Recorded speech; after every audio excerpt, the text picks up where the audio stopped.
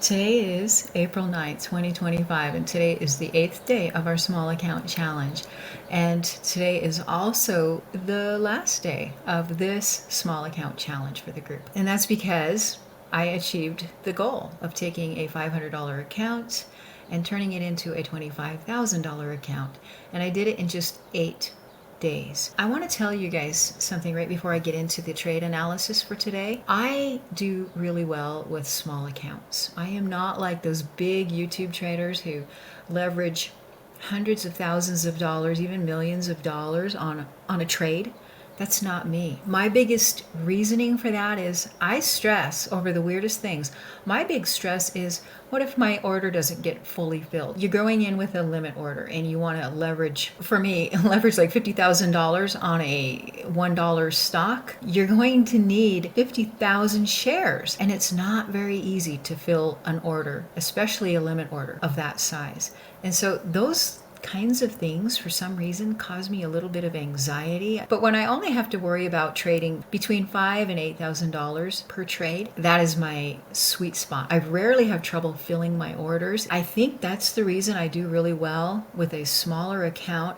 I don't really enjoy trading only $500. When my account reaches between $5,000 and $8,000, that is my sweet spot. So I just wanted to bring that up before I got into the trade. Okay, so let's talk about today's trade. The special thing about today's trade was this was a testimony to teamwork. Scarlet Letters alerted the group at 6:23 a.m. to the trade of the day on FIO, PHIO, and this is exactly why we have the members chat, is for this kinds of things. There's been some discussion amongst some of the members. They're complaining a little bit about how do you stay focused on what to trade when there's so much chatter going on within the group. Let me just tell you, I juggle an awful lot while I'm working the charts every day. I'm listening to the scanner. The ones that I think are going to move, I have to go and research the news. I have to check the float. Then I have to go to the daily chart and get those levels on there. And then I have to double check the levels and put that together in Discord at the same time as answering chat questions that have been specifically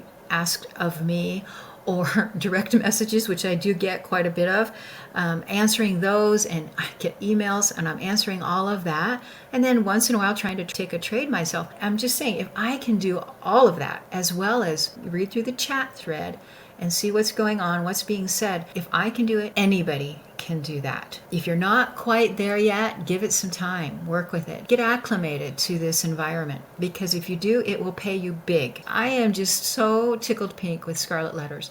I know how hard she has been working on mastering this strategy, and it's not a hard strategy, but yeah, it takes focus. You have to develop an eye for the chart. She came right out and she nailed this one to the wall. This is exactly the kind of alerts that I love, and I think we're going to see more of within the group. I know how frustrated she was a few days ago, and to see her come out on top of the heap with with a call out like this in the perfect format. I just love this.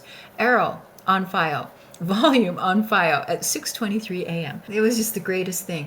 And like I say, I think we're going to see more call outs like this here going forward, because you guys have mastered this. Okay, so thank you, Scarlet Letters, for doing things the way we're supposed to do it. Wow. So let's look at the trade that I took on this one. She alerted it back here at 6:23 on this arrow. She says arrow on file, volume on file. At that point it was 78,000 on that candle, and she was watching this thing. She alerted us here, but before I get into my trade, which was over here, let me take you to the daily chart, because I need to clarify something. Okay, so this blue line was the 50 EMA. See where that 50 EMA, here it comes down, down, down, down, and it lined up with that. That was my 50 EMA. Then I had this yellow EMA, which I told the group was the 200 EMA on the daily chart. I've told you guys in a previous video, I like to mark and like to know where the 200 EMA is. And you guys can see right now, as you're looking at this chart, the 200 EMA is actually way up here at about $3.60. Not down here at $2.60. So the question that someone in the group eventually asked when it was reaching that point when it reached this target right here, and I said, okay, it reached the 200 EMA. I think it was Barb. She says, I don't see that on the daily chart. What are you talking about? And she was right. That wasn't the 200 EMA. I don't know why I said it was. Maybe I was on a different time frame when I marked that there. I'm not kidding you. That was the 200 EMA when I came in this morning, but I guess it wasn't. Either way, if you saw that and you were questioning me, you should always look to the left, because look, serious support right there. How many times? This, my friends, is what you call a critical level. Oh my gosh. I didn't identify it as a critical level because in my brain it was a 200 EMA on the daily chart. But no, this was a major critical level.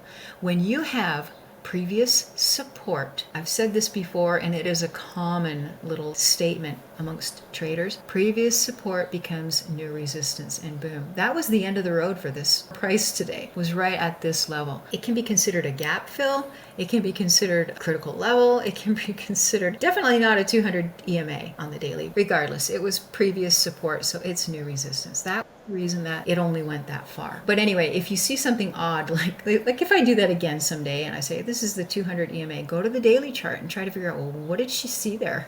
Maybe it was something else. Well, this is what else it was. Don't ask me why I colored it yellow. I can't answer that.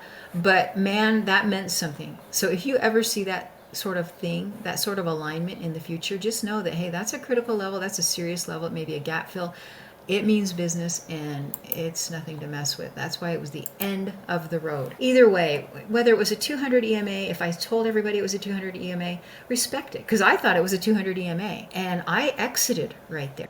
But let's talk about my trade, okay? I needed some volume, and so I waited for this candle. I got filled at $1.71 at 6:46 a.m. Okay, my price was $1.71. That candle had some pretty serious volume, 1.2 million shares on that. My goal was to wait for price to prove the daily 50 EMA, this blue line, right? That's the line I had on the daily chart. Since price had crossed this discord level right here at $1.60, I would use that as my stop loss. I was able to get in at $1.71 with all the shares that I needed to fill, and then just take price up. Price held, that would be my new stop loss. If price pushed up to this would be my new stop loss, and see how price treated those levels. They would be my trailing stop along the way. I made sure that price held the level just below that, which was 205, and it did. There were no candles closing below. And so I continued on up to here and exited at 705 at exactly $2.60. And also right there on this candle, I noticed the prior bar was lower. It was a high, but it was lower than the previous high. So I could see, hey, price is weakening. This definitely is going to be my exit. And so when it hit it again, I sold all my shares right there. Not this past Monday, but last Monday, my account was started at $500, and after today's trade, my account is now $31,307.57. My trade entry was $1.71. My exit was $2.60. This trade paid me $10,408.55, and it only took 14 minutes. People give penny stocks a bad rap, and I don't really like them when they're below 60 cents. Anything 60, 70, 80 cents, they start to be really workable. And that's usually because you're going to see a ton of volume on those. So if the daily chart shows some potential and some probability, these are the kinds of trades that you're going to want to take. Look at the price range that we were trading. All in all, do you see where the sweet spot starts? It starts when you get into the $6,000 through $8,000 range, okay? Yes, this was a big one. This was a big home run, but all in all, this week and last week, we had some amazing momentum in the market. Anybody that says this market is difficult, you got to think again. We are in day traders' dream market right now. I don't know when I'll do another small account. I need a breather. It's kind of hard for me to limit myself to just one trade a day, but I will say that it keeps me very, very focused, and I am very picky, and that's a good thing. I'm far more picky when I do a small account challenge than I am with regular trading. And to those of you who had a rough day today, I just want you to know, I know how hard this can feel when you're just getting started, and I want you to hear me clearly. One tough day does not define your potential. It doesn't define who you are and what you're capable of. Growth in this game comes from showing up after days like this. You're not alone. You're not behind. You're just at the beginning of something very real. And I want you to know that I'm very proud of you for sticking with it. Trust this strategy that you're working with.